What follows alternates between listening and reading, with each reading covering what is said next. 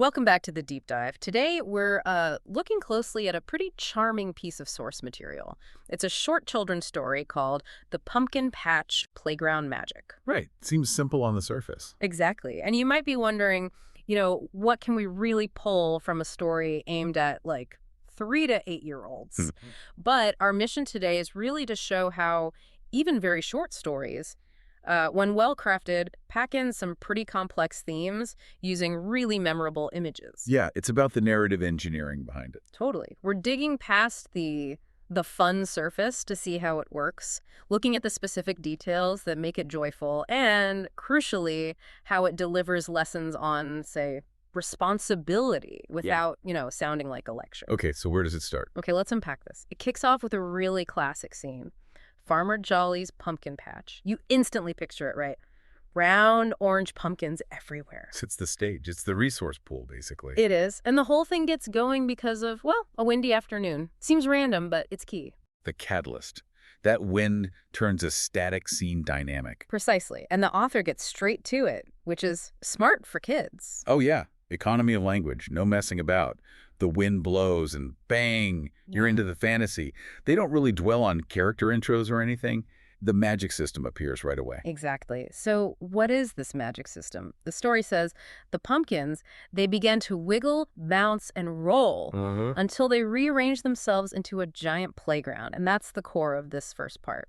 The magic and the mechanics of how it all transforms. And they don't just say playground, do they? They give specifics. Details are so important for making fantasy feel real, even or especially for kids. Oh, they absolutely give us a blueprint. Think about it. You've got pumpkins stacked up high to make slides. Speed, height, right there. Classic playground stuff. Then other pumpkins are hollowed out, tunnels to crawl through. That gives you exploration, maybe a little hide-and-seek feeling. Enclosure, yeah. And then others are lined up like seesaws, so that brings in balance, and you need someone on the other end, so interaction. Right, simple physics almost. But the real centerpiece, I think, the thing that makes you go, wow, is this one tall pumpkin tower.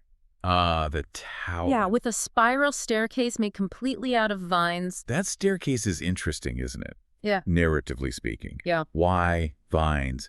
It makes it feel organic, maybe a little wobbly. Exactly. Not a sturdy metal ladder. It suggests climbing to the top, getting the best view, takes a bit of effort, maybe a little bravery, too. Right. If it was all just easy slides and tunnels, it's more passive. Yeah. The vines make the kids, work for it a bit, invest in the fun. I totally agree. The best spot is the hardest to reach, and the story shows it works immediately. The first kid we hear from, Mia, she just yells it out. It's a pumpkin playground. The title drop. Huh, yeah, and she runs straight for that vine ladder. That's proof the design works. The structure itself invites you in. And it's not just the kids, is it? The story cleverly brings in animals, too. It becomes this sort of shared world of fun. That's a great point. Tell us about that, because the multi-species thing really broadens it out. Well, it shows it's not just a human thing. It's like universal joy. Everyone joins in based on what they can do. So you have squirrels zipping through the pumpkin tunnels, perfect for them. Makes sense. And rabbits are bouncing on the round pumpkins like they're trampolines, using the shape. Naturally. But my favorite, I think, is the raccoons. They're riding rolling pumpkins like bumper cars. Yeah, a bit of chaos there. Totally. Uncontrolled fun. Yeah. And even the birds get in on it, swooping through pumpkin hoops that have somehow formed in the air. So it's this amazing picture of, like, collaborative, joyful chaos, everyone playing together. Exactly. But if it just ended there, it'd be a nice scene, but maybe not much more. The author uses this high point of fun to introduce, well, a problem. Okay, so this brings us to section 2. The lesson in responsibility and teamwork. The pivot point. Yeah, you built up this perfect magical system, and then bam, you ground it. You show it's not invincible. There's vulnerability. And here's where it gets really interesting for me. The conflict isn't some bad guy showing up. No external villain. Right. It's a flaw within the magic playground itself. One of the components fails. The smallest pumpkin, naturally the most vulnerable one, starts to wobble right at the edge. Oh, dear. It rolls, getting dangerously close to the fence, and this is critical. It squeaks, "Help!" It actually speaks. Okay, wait. Let's pause on that. The pumpkin speaking. Why do that? Why not just have the kids notice it rolling and, rush over? Good question. What do you think?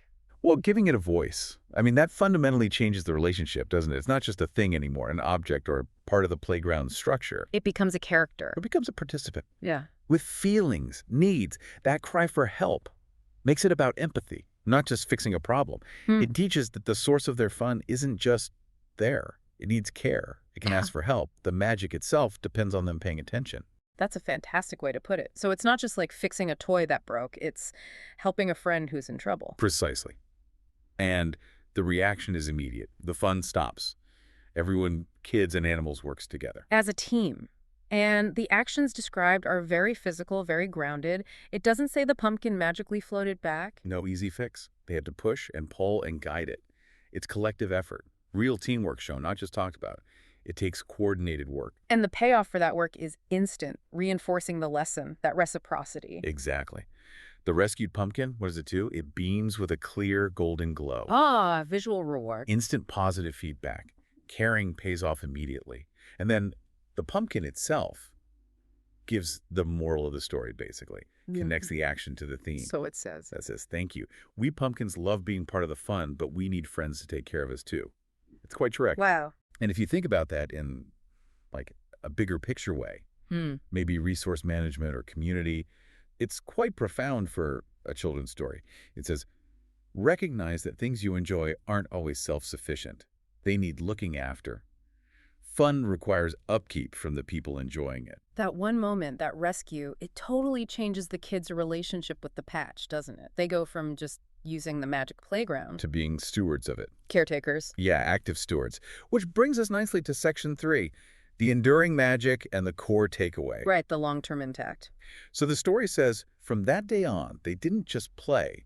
They started actively caring for the pumpkin patch itself. What was the result of that shift? The result was that the magic became sustainable. And not just sustainable, but enhanced.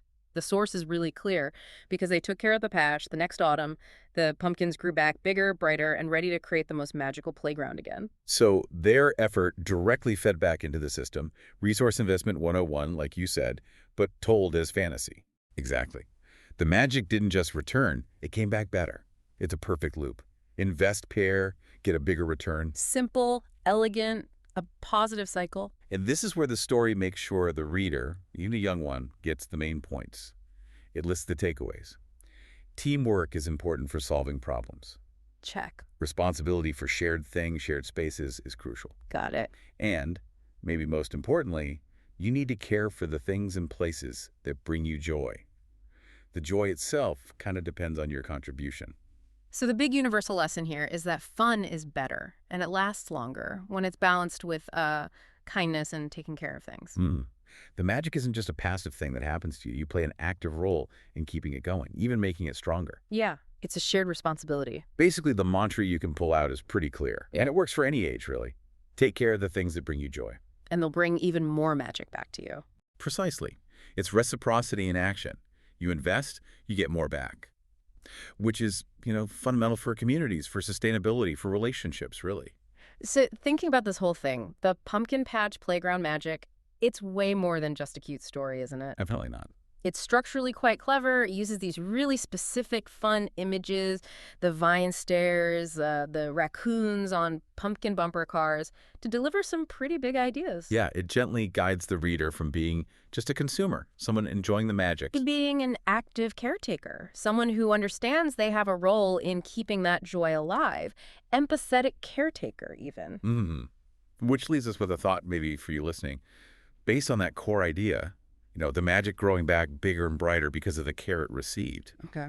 How do we apply that lesson of investing care in our own lives, our own resources or spaces that aren't, magically animated pumpkins? Interesting question. Yeah, like if you have a project you love, or maybe a community garden, a local park, even just an important friendship, how do you actively care for it so that the joy it brings doesn't just continue but actually grows, gets bigger and brighter year after year? What's the intentional effort we're putting in now to make sure that magic, metaphorical or not, keeps coming back? Exactly. Something to think about. What does that care look like for the things that bring you joy?